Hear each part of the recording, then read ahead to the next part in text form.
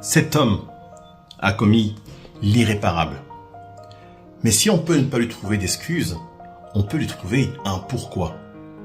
En rentrant chez lui, après un test de paternité, il apprend que ses 3 enfants ne sont pas de lui. J'ai une mauvaise nouvelle. Vous n'êtes pas le père des 3 enfants. Des enfants qu'il a pourtant élevés, éduqués comme les siens pendant des dizaines d'années. 11 ans pour être plus précis. Quand il découvre cela, il ne peut se contrôler et meurtrit le visage de sa femme, comme sur les photos où on voit qu'elle a pris quand même assez cher cette dame-là. Et bon, aucune femme ne mérite d'être battue, bien entendu.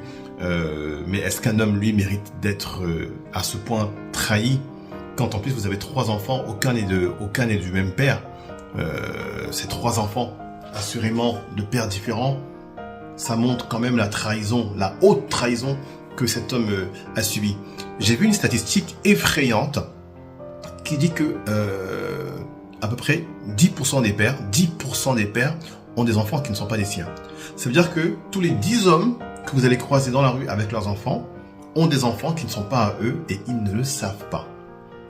La faute à qui? À la société, la faute à la femme, la faute à l'homme, ne pas être vigilant, à la femme d'avoir trahi, mais ça fait quand même peur. Et parfois la femme aussi ne le sait pas. Elle a eu une aventure, voilà, elle ne le sait pas. Mais des fois la femme le sait. Et comment est-ce qu'une femme peut vivre toutes ces années avec un secret aussi lourd? Elle sait qu'à chaque fois qu'il prend l'enfant dans ses bras, il dit je t'aime, que l'enfant lui dit papa, elle sait la vérité. Elle sait la vérité.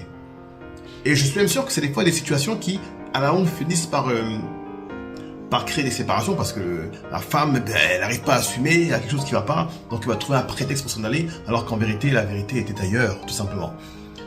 Donc voilà, il y a pas de solution. C'est terrible et ça arrive tellement de fois, des gens qui font des tests de paternité et qui se rendent compte qu'ils sont pas les parents.